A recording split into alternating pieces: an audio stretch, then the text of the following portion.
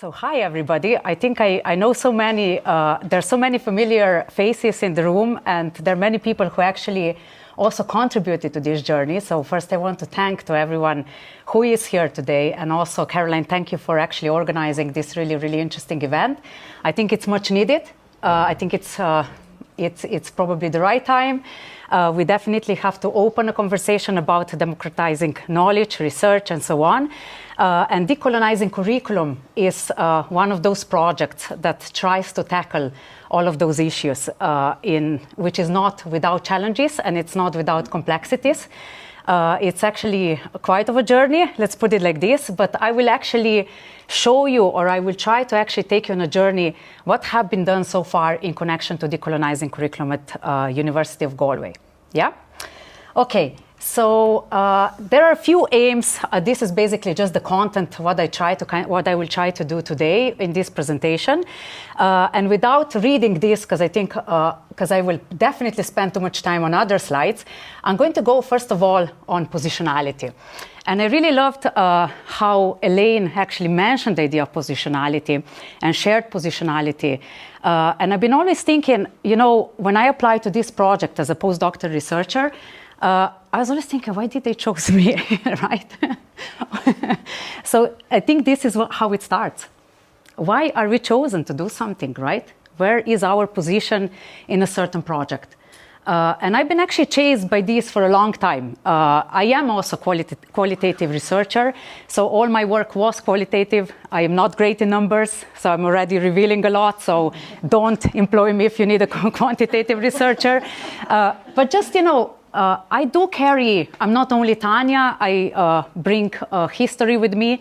So very much, I think Elaine also mentioned, you know, our own personal contextual embedment into a certain space and time, but we also carry histories with us.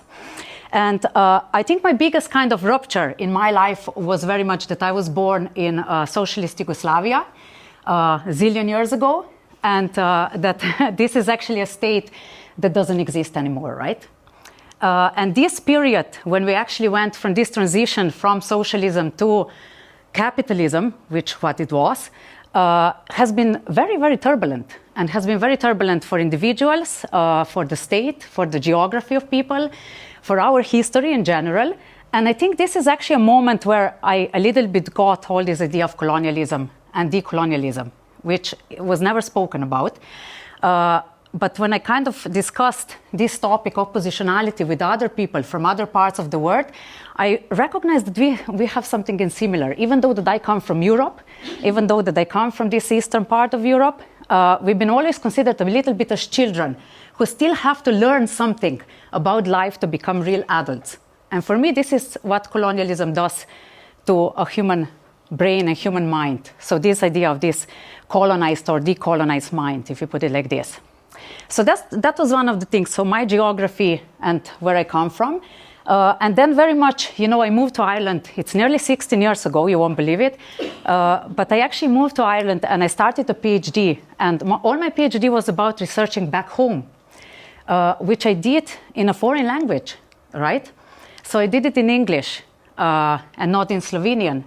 So what does this do to my positionality? And what does this do to research topic that I'm bringing to the fore, which I didn't really think about at the time. But I think I should actually write something about it now, even though that it's so late and everything is so outdated, you know, because data also gets outdated, right?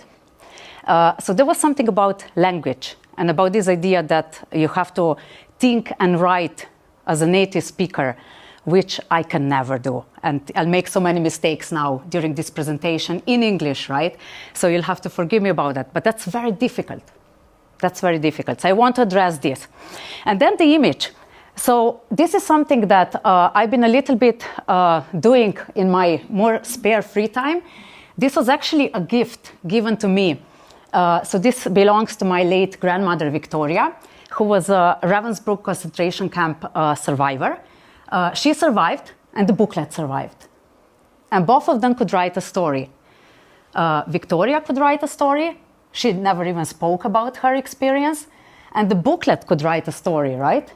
So this, I started to be very interested in this relationship between human and non-human, between subject and object, right? These very clear modernity divisions that I mentioned earlier, that very much put us away from, as we would be afraid of having close relationship with objects or with each other and so on. So there is something about relatedness there that I'm intrigued about in connection to research and what we've been doing in connection to research.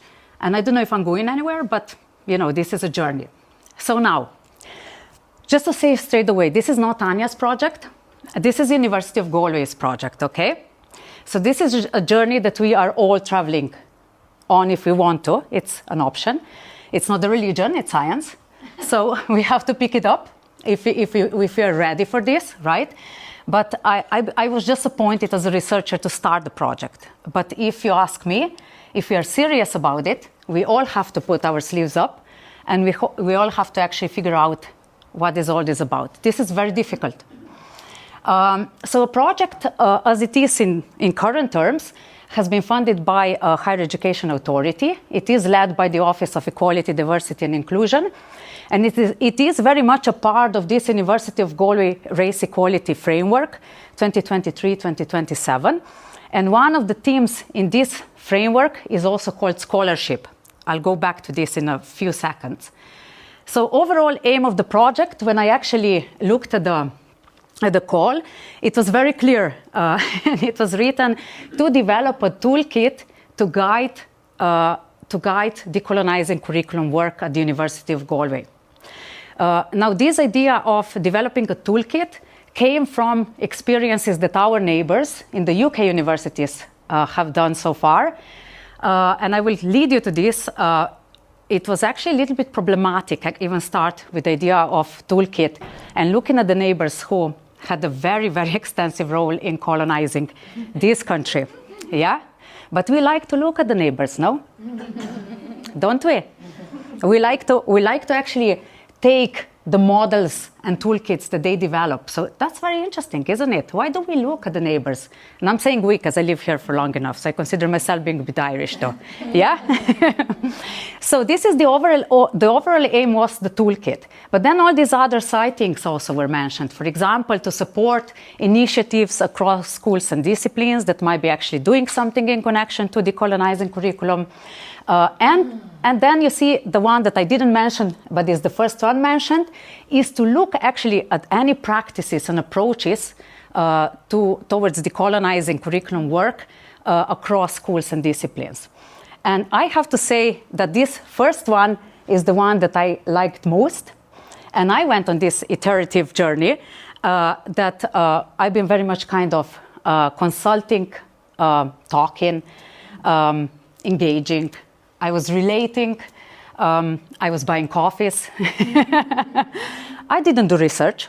I was mainly trying to have a conversation about what it means to decolonize something in connection to our curriculum at the University of Galway. And I will try to show you this in this presentation. So there's this question, why shall we decolonize curriculum, right? Before even we go what that means, right? And it means many things. But anyway, anyhow, why shall we decolonize curriculum is a big question here, right? And if you go back to University of Galway Race Equality Framework and to that theme number 5, which says scholarship, this comes to this. Oh, this a bit jumped, I'm sorry. So when they were doing actually consultation in connection to the university framework, they also asked students about the curriculum, right? And students said something like that their lack of voices from the global south, that our curriculum is significantly, in majority, white and male. And this white and male is also very much explored also through the library. So library actually did their own research in connection to reading lists, and they found out that more than 50% of readings on different courses and different programs are white and male. So we have several dimensions there, right?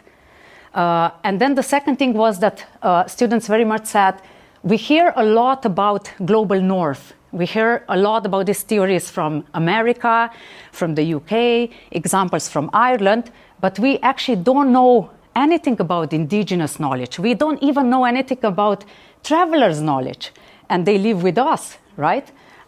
We don't know anything about nomadism, and Black studies have been also mentioned in this regard. So I'm going to use this quote from Paul Garrett, actually, from his article on Decolonising social work. And he said something really important, I think. He said largely white or largely male curriculum is intellectually unsound, if nothing else. So you don't have to look at political correctness as such, but it is intellectually unsound.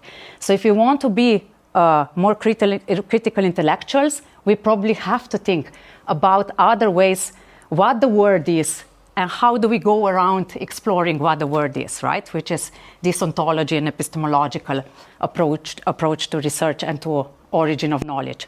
I put a few more quotes. I don't have enough time for this, but just to give you a bit of a feeling, I consulted also with some students across the university, and I had a lovely, lovely conversation with a very small, so this was very small sample, and again, it's not research, so it's a conversation, with 4 students from the Global South who actually attended a very specific program, master's program here at the university.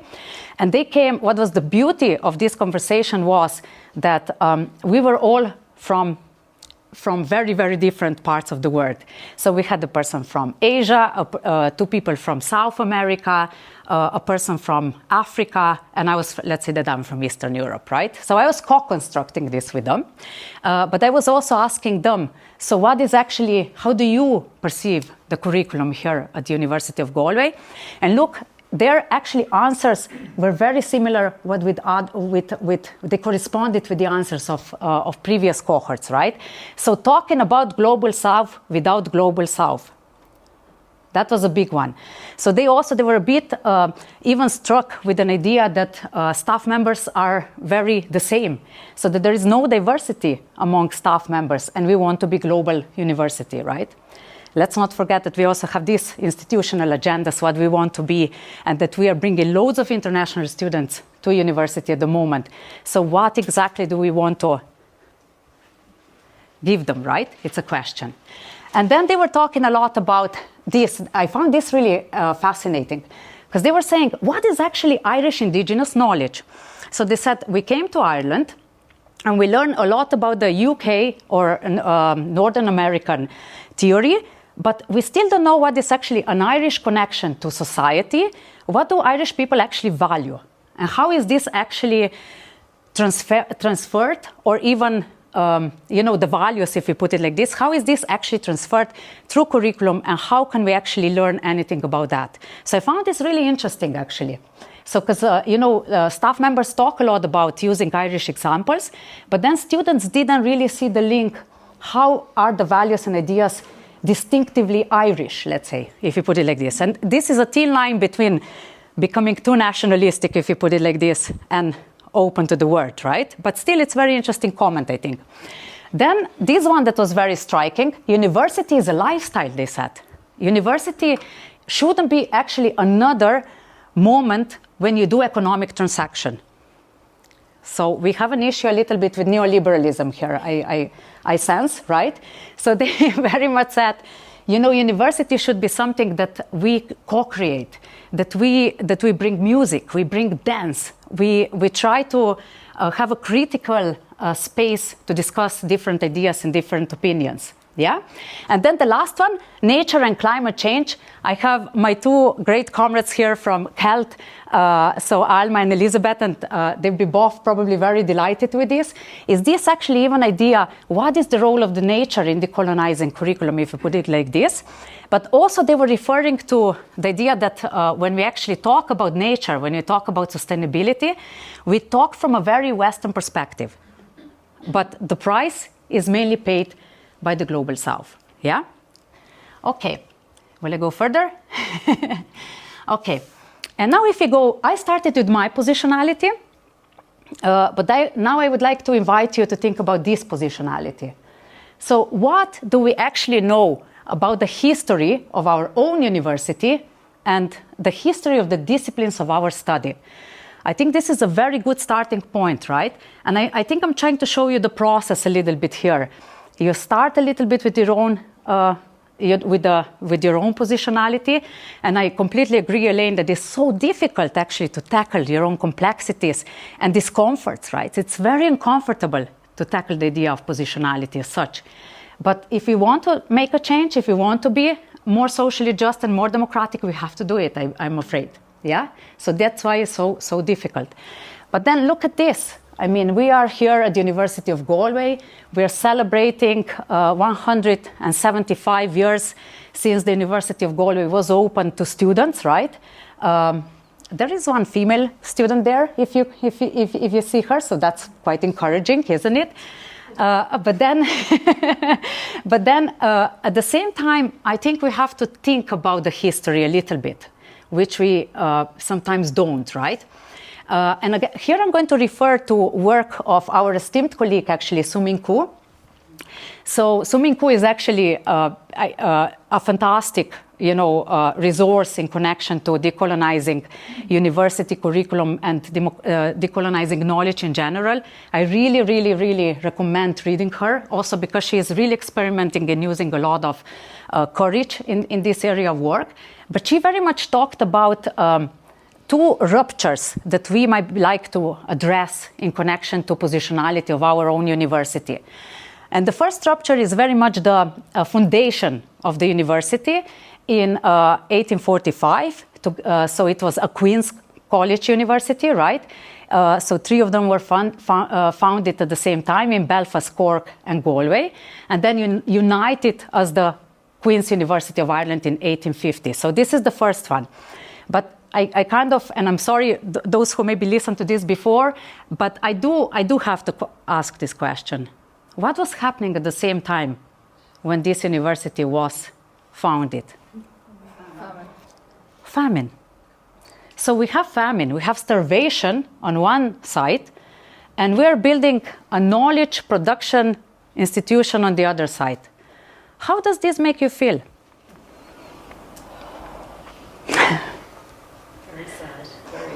I never joined the dots. I've looked at that date. I've never. It's very exciting, to be honest. Yeah. I think this shows resilience. Like this shows that people believe that they will survive the famine and they will continue. Well, as an external, I just think that. I mean, we have to think who actually founded the university, right? It was Queen's University, right? So it came from the outside, right? Yeah. From the outside. So the English actually built the university first, right? So the same, if you put it, the same kind of system that founded the university, the same system also was co-opting, creating the conditions for famine, right? Yeah? So I find this very disturbing, if nothing else, let's say. And there is something to be said about this, right? Probably. When you promote also something as an institution, it's probably, we maybe need a little note that something else was happening to the majority of population, that there was a great suffering happening at the same time. And this is also to remind us that it's happening also today, right? And we won't go into any political speech here, but it is happening also today. So these things are very, very important. And then you see, connected to this, we know that there is this period when obviously we are going towards independence of the state, and also this rise of nationalism comes to place, which might be another level of power, right? And which we might also have to address and think about when we talk about decolonizing curriculum. It's not enough just to say it's all English's fault, which we like to hear here, no?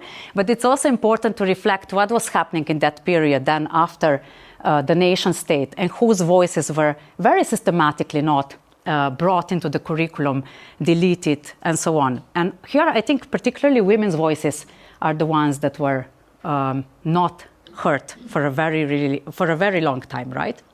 And then the second rupture that Su-Ming actually kind of refers to is very much this idea of new managerialism and neoliberal state that we live in today. So what can we do in connection to the the way how we do the business today at the University of Galway, which we all know the complexities and the difficulties in which we do daily work, right? So this is just to give you a little bit of a feeling about that. Okay, now, decolonizing curriculum, I'm sorry, like this just a bit jumped. I think we had a different version of PowerPoint, and that's why this is the difference.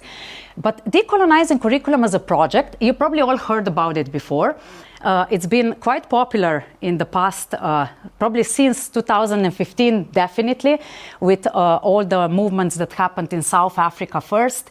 Like Rhodes Must Fall, for example, when students very much demanded to remove certain statues from the university grounds, which were connected to colonialism. But then this movement was also very strongly connected with the student demands to decrease fees, for example. So it had a very present political agenda, if you put it like this.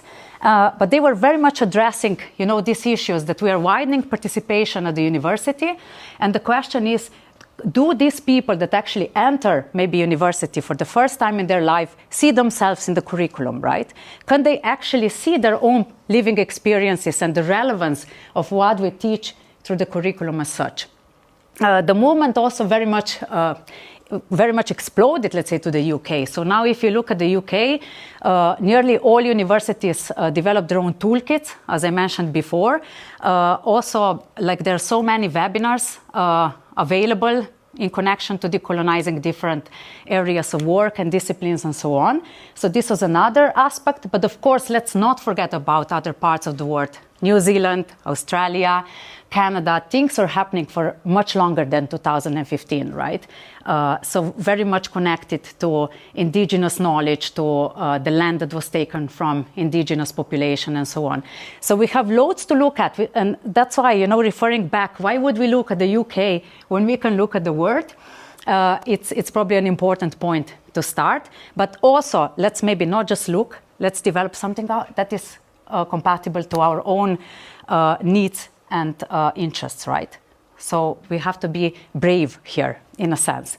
But just to contextualize it a little bit, so we do know that, let's say, development of modern science very much coincided with colonialism, and that science always actually co-opted with colonialism, right? So it served the colonial system on many levels, and colonialism as such then also created this system of hierarchies around constructs of race and knowledge, right? Who is more knowledgeable and who is less knowledgeable, right? So together with the idea of colonizing the land, there was also the idea of colonizing the mind, which I find really interesting. So I think this Kenyan writer Tiongo was writing about this in late 80s. So he was talking about this idea that, it's easy to, no, it's not easy, but, it's easier to leave the land, but it's hard to decolonize the mind, because you really succeed in colonizing when you colonize someone's mind, right? Yeah? Then to go further, so what are we actually dealing with?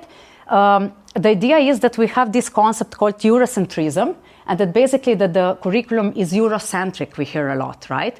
But Eurocentrism is actually not a social theory. Eurocentrism is very much a prejudice, which is based on two myths.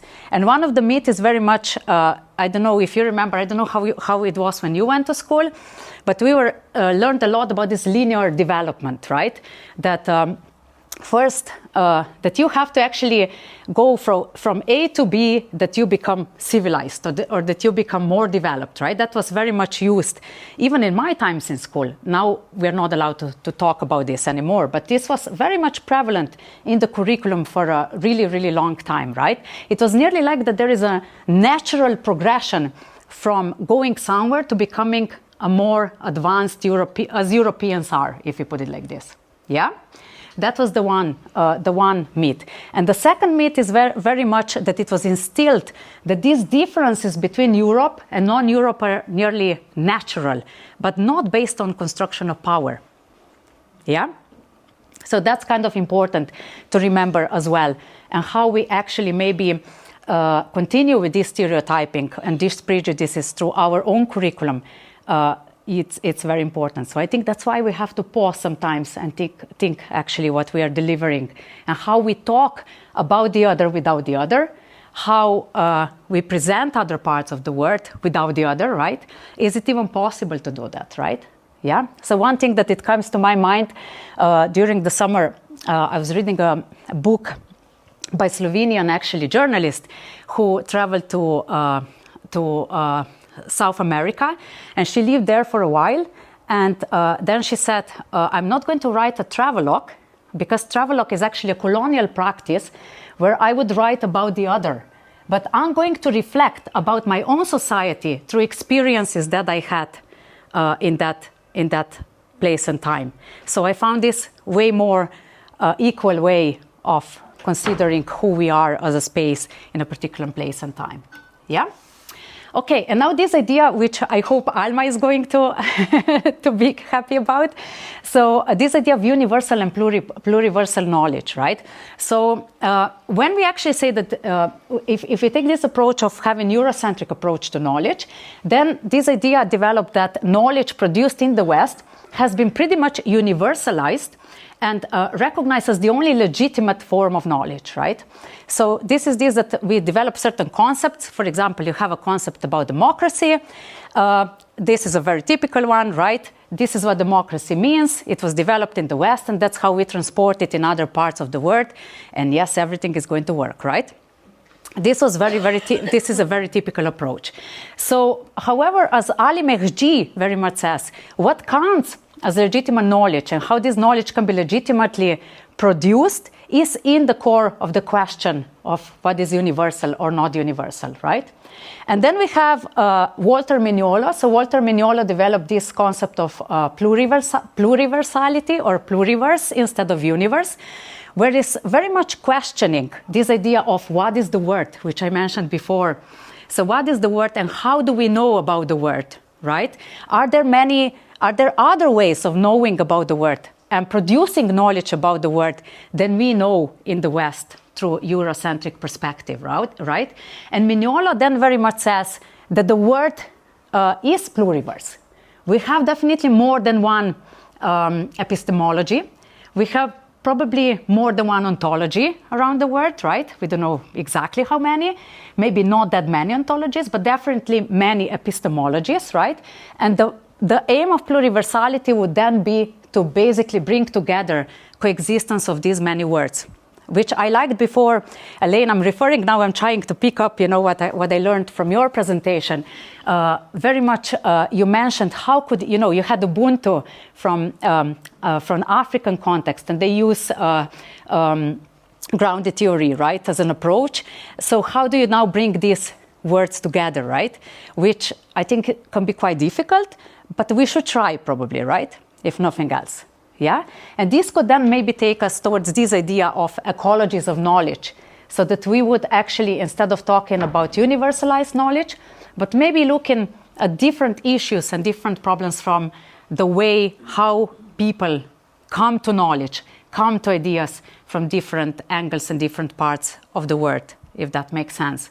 But very much it's also this, that I think I referred to this a few times already, that we also a little bit challenge how we developed our own understanding about the word, about our relatedness with the word, which is very dualistic, right? Subject, object, culture, nature, human beings and other species, right? We very much detach ourselves from these kind of categories, if you put it like this, yeah?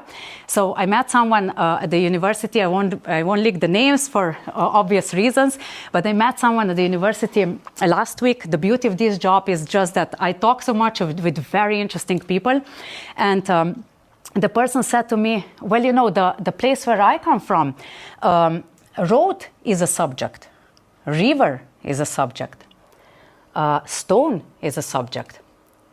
And he said, try to write maybe a story from the point of view of the road, but without write as a road, write as a stone, write as an animal, for example. What does this change in you? And how does this make any change in the production of knowledge, right? I found that really, really fascinating. And don't ask me how, okay? Yeah, but it's just something to make us think about. So we know now that Western universities are key sites through which colonial knowledge is produced, institutionalized, and naturalized, right? So this Eurocentric approach is very much in the core. But then what is decolonizing curriculum? It is tackling this power.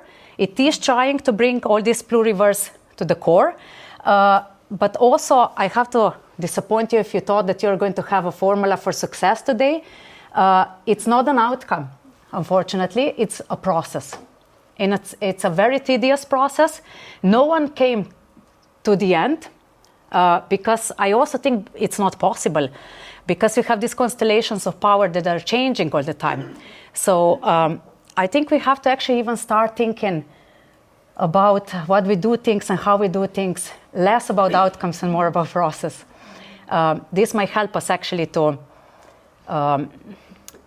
start somewhere, right? Because we always want to just achieve something and produce something till the deadline and so on. But this is not possible to do it like that. And I have to mention something else. It's not individual process, it's collective process. So we do have to open our doors. We do have to open the windows. This is something I am using as a phrase in this journey. We have to converse more. We have to take time to talk to our colleagues. We have to exchange ideas, and we have to actually very much say, you know, I am doing these things like this, and I don't think it's working, which is very, very, very uncomfortable to admit that something is not working, right? But this is the only way to do things, I think, differently. And just to mention this is very important, because this came on to the fore when I spoke to some people who were skeptical also about the concept. Decolonizing is not about deleting or averting or canceling any of the previous knowledge that we have in place, but it's maybe more about decentering it. It's maybe opening the space that whatever is our canonical knowledge, it could be also read in a different ways, right? Yeah? Okay. Gosh, I have to speed up. So I will very, very briefly mention this, because I would like to take you on the principles a little bit. So I think this also very much then take us to a different, maybe reformulation or reconceptualization what curriculum is. There are many definitions of curriculum. I have people here from School of Education, so I'm shaking.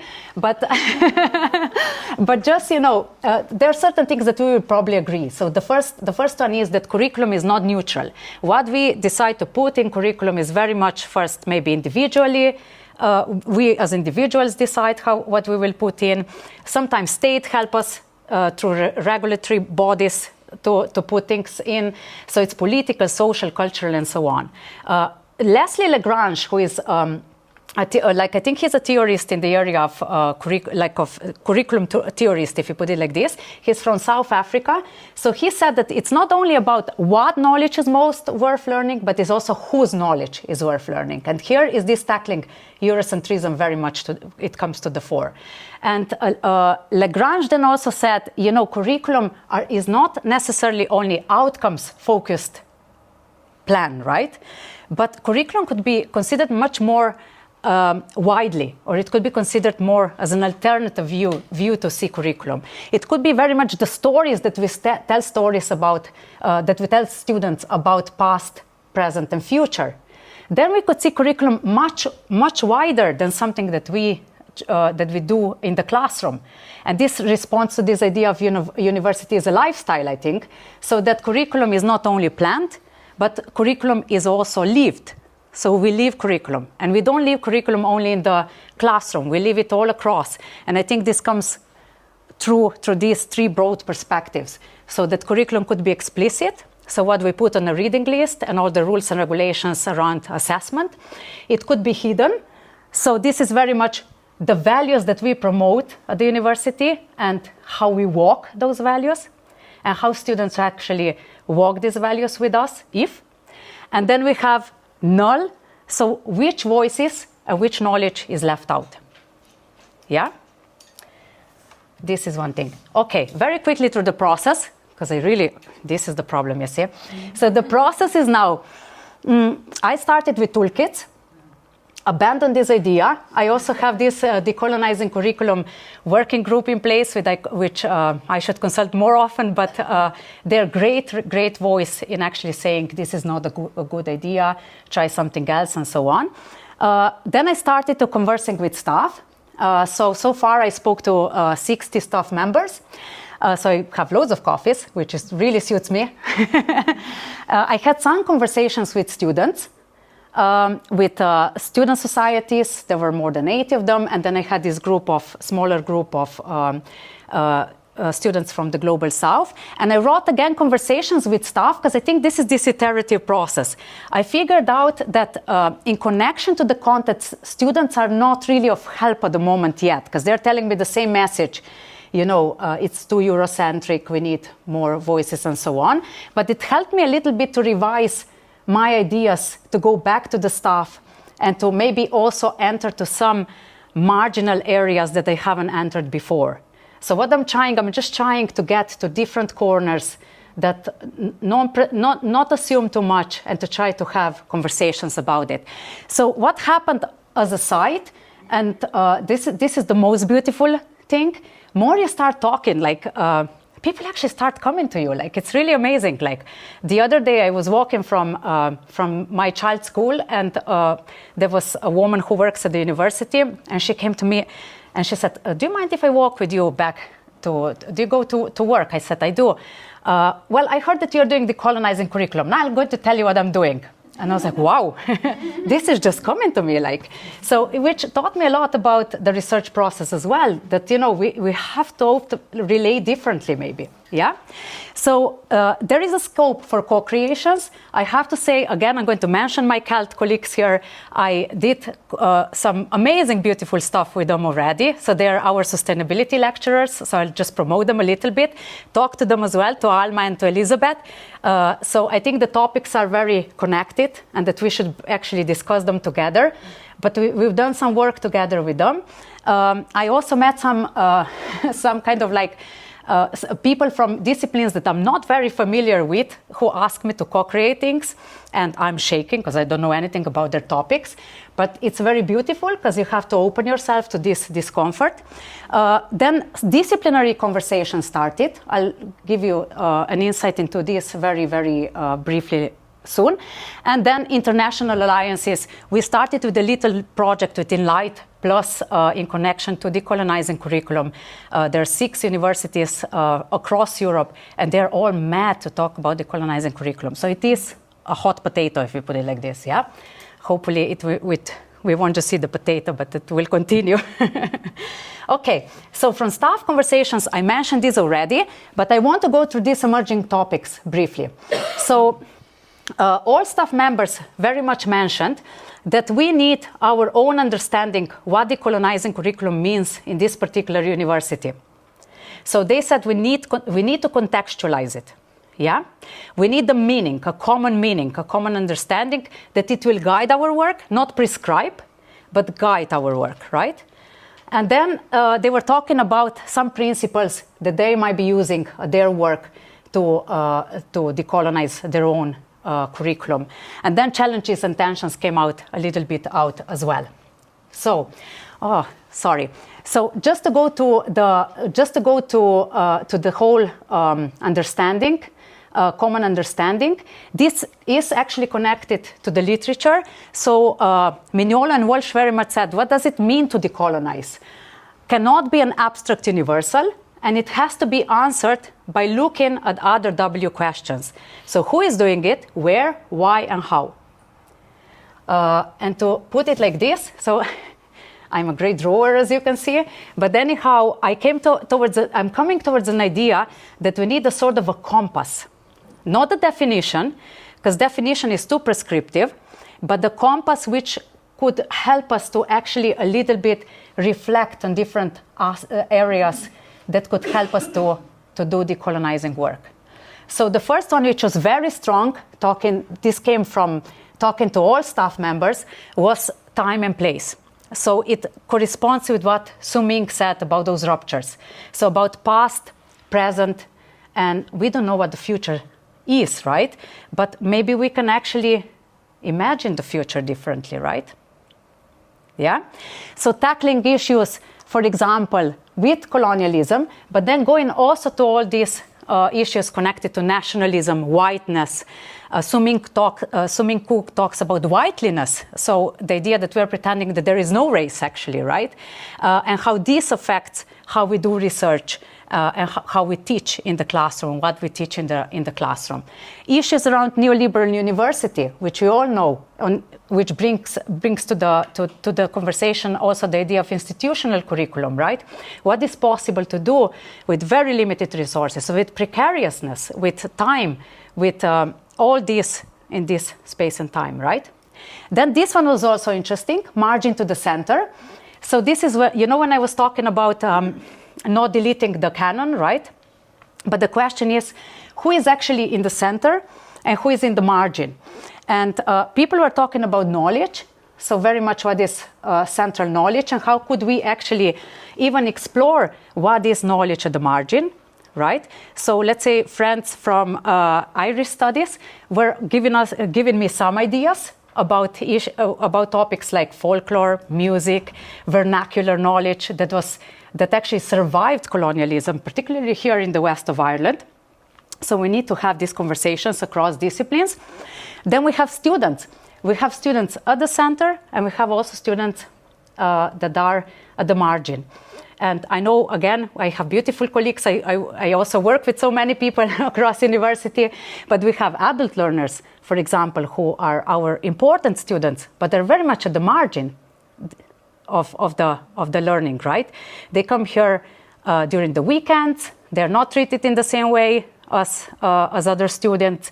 So we have to think, how do we actually provide knowledge and our service, our public service, to all the students? We have international students. How do we treat them? Do they have housing? Where do they live? How do they live? And so on, right? And many more. And then also staff. Also staff are not equal. We have staff in the center and staff in the margin. And what I learned, that loads of decolonial work is actually done by staff who are at the margin, who are not seen. Some of them run, I'm going to mention this, it's good that this actually recorded. Some of them run BA, MA programs, and they're still not employed fully. This is a bit of a problem, right? So we have to actually think about these issues. And then we go to these disciplinary audits. So this is this positionality and reflexivity, that we very much have to think who we are in our discipline, how discipline is positioned, and how discipline as such then contributes to knowledge production. And we have to have a collective conversation about this, first in our disciplines and then maybe across the disciplines. I have to mention skepticism. So there were questions about the wording. Is decolonizing the right word? So, which I think it brings a lot of discomfort as well. So how does this fit in? People were also worried that this is another top-down initiative, which we have to be careful about, that it's not ticking the box exercise, right?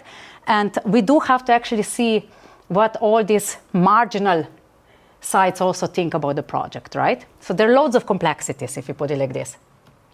And then I'll go through principles. I think I have a few minutes now. Okay. So again, this is not formula, okay? This is just to show you what I managed to take from people who were willing to share their ideas with me. I think we have two aspects, and this is, again, I developed this in conversation with other people. So that's what I'm saying. This is a collective project, right? I think we have to think at least about two things. So where and how, and what. So if you put where and how, and we did a little exercise with Kelt and Alma and Elizabeth before about asking participants to draw their typical classroom, right? And people were drawing a lot about this. They were drawing the typical kind of pictures or drawing kind of products were focusing on theater rooms or lecture rooms, right? And then I repeated this exercise just recently, and the same thing happened. So it came out that we have very rigid spaces for mainly very rigid spaces for teaching and learning. And students actually who participated in this exercise were saying, I actually like to put my shoes off when I'm thinking about something, right? Or then we have, God forbidden, but then we have also these kind of nice practices, which comes for example, from School of Philosophy, and I actually borrowed the picture from their Instagram. They have their philosophy, they practice philosophy in the garden, in the wild garden. So, that students can actually go out, they can sit down, they can actually look a little bit how a bird is maybe flying over them, and then they can actually reflect a little bit on ideas that they have been learning about, right? And at the same time, like our colleagues from philosophy very much say, but our curriculum is very white and full of that white man, right? If you put it like this, yeah? So this idea of safe space was floating around. And now there is a bit, the idea of safe space is a little bit also problematic, to be honest, because I still don't exactly know what safe space is. But I try to actually put together some ideas that other people were sharing, and some of them are also here, so thank you. But very much how to actually create a safe space. Because students were saying also that, they like to share ideas when they feel safe. So for example, how to set the culture of community first came out. So asking what the community should look like. So before you start with your module, that you basically kind of ask and co-create those rules with students. So you don't impose them, but you ask what is good practice, what is not what is bad practice, and so on. But then this one was very interesting. This comes a little bit from the literature, so that we take responsibility for our moods and emotions. So when we enter the room, we already bring some energy to the room, right? Through our moods and emotions. So we have to be careful what we bring to the place. And then trust might develop as a result. So this idea of relational pedagogies was also floating around. It was given as an example by different staff members. So very much having more seminar mode of delivering lectures instead of big lectures. The idea that we are facilitating instead of teaching. The idea that we are relating also. Let's say we have students from different places, from all around the world, and we might be teaching something that is very specific for Ireland. But we might like to invite them to relate about something here with their own experiences from home, right? Or for example, I got an example from a class, from a lecturer who lectures in literature, and she says she asks students to deconstruct or co-construct a poem, and they bring their own countries into a poem. So you might read something, you give them words, but then they develop something or construct something in connection to their own place and time, and sometimes also in their own languages, which is fascinating, yeah? Okay, and then this is important, teaching with and beyond the canon. So very much to try to universalize the canon and learning and teaching. And this is not easy, because it means that we have to learn and unlearn, right? And this is difficult. And sometimes we speak only one language and we don't have access to resources. So it is very difficult. But I would recommend very much, again, Suming wrote an article about this, how to actually use decolonial strategies in connection to decolonizing sociology. And she used this idea of double translation, reverse tutelage, and a double repair. So how do you actually first recognize your own ignorance when you're approaching certain topic? You say, okay, I know this, but this might not be applicable to this and this part of the world. So I can't use this as a universal concept. And then she says, you can do this sideway reading. That, for example, let's say that you teach Shakespeare, but you would ask yourself, how would Shakespeare be read in India, for example, right? Or using, I don't know, Emil Durkheim and, his work in connection to religion. Would this theory actually translate in other parts of the world as well, right? Yeah? And then this one, reverse tutelage, is very much bringing margin to the sender, and the marginal voices bringing also from community and from anywhere else to our space. This goes along to diversifying reading list, which is, again, very difficult. And one difficulty that I recognized is that loads of kind of like scholars that also come from the global south still write with Eurocentric and Western lens. So it's very, very difficult to actually deal with this. You would think you will just take three readings and deal with the reading list. It's not easy. Yeah? Okay. I found this one really, it really jumped. I'm so sorry, Caroline, the things. So knowledge as an archive and repertoire. So this is very much the one that I mentioned, I think, already. So, you know, we have obviously written and spoken knowledge, right? But for example, we have colleagues again at the university who are exploring what was knowledge when there was no written word, for example. And in Ireland, you have poets, particularly female poets, who are very famous, and they were not able to read and write. So how did they produce knowledge, right? So where is this oral tradition, storytelling? One that when I read Ali Mehdi on Decolonising Sociology, a beautiful, beautiful work, beautiful book, which I highly recommend to anyone from sociology background.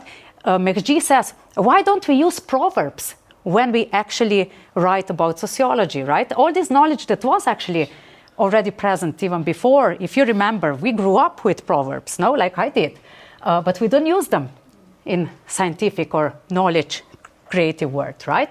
And then, of course, folklore, graffiti. Young people are mad about graffiti, no? Graffiti are actually they really carry loads of social justice messages, or the opposite to social justice, right? But they carry certain messages, and loads could be done in this regard as well. And then someone said to me, why do we write PhD thesis? Why don't we dance it? Could we dance our PhD thesis? I'm just throwing these ideas, yeah? Then inter and transdisciplinarity. We all try to be inter and transdisciplinary these days. I think it's very difficult, again, because we are kind of trained as we are. But again, this conversation and having loads of conversation in this regard is very important. And then transdisciplinarity very much brings also this idea of voices from the community, right? That we usually don't see, but could actually constitute knowledge as well. And many more. So student co-creation is becoming very big in connection to everything. For example, instead of reading this, but for example, one of the lecturers said, I come to a very diverse classroom, and 30% of my material is predetermined, but then the other 70% I actually co-create with students on the go. But this takes loads of time, no? And loads about, again, learning, relearning, and so on. So it even asks us what we are, what is our role, right, in the setting. And I'm going to mention language as the last one. So language very much, we are in bilingual setting. So this university actually should be taught in English and in Irish, right? There's not much Irish heard around. But I would also claim, I would go further because I'm not from here originally. I think this university is multilingual, because when you come from elsewhere, you bring also your language with you. So I don't know why wouldn't we use this as a very good resource and a very good human resource when we actually have 27% of international students, not students, staff members, who probably speak more than English, right? Sometimes more than one language or two, probably even 5, no? Okay, this is a nice one, public history. Minker's archive has been just established and launched in autumn. I would very much encourage also this. We have resources. So this is a nice access to, let's say, how to access knowledge in connection to traveler voices, right? So I would encourage you to actually do something in this regard. With assessment, this is another thing, how could we be more creative? So we could very much do something much more in co-creation with students. And again, thinking about how to be more creative, how to use more than only written mode of assessing people, yeah? I'm very running out of the time, so I'm just going to finish here. But I want to say, as I said, it's a personal, it's collective journey. If this wants to survive, we have to have a very established and collective view what we want to achieve out of it. this meaning has to come out, what it means to us. But I'm a great believer that we need to start being so siloed. We have to open the door. We have to develop communities of practice. We have to admit what it doesn't work. We have to also say, you're doing this better than I do. So how do you do this? We need this. This is a process. And this is for me decolonial, that we actually develop different relations inside of the institution, and then everything else will follow, I think. Yeah? Okay. One of the disciplinary audits, I'm going to mention it because I want to promote them, School of History and Philosophy. They actually got a little bit of funding from EDI, and they started the conversation, what does decolonizing curriculum mean in humanities? They had already 3 events, they plan another one, and they've been wonderful, and they've been very much accepting that students are telling them that curriculum is very white and Eurocentric. They will be very accepting. So that's very, very good. Yeah? And food for thought, this is really to finish, is really the last slide. I think there are more questions than answers. I wanted to take you on this journey just to start thinking about, but very much this one. How can we ensure that it's not only a virtue signaling and tick the box exercise, but something more meaningful?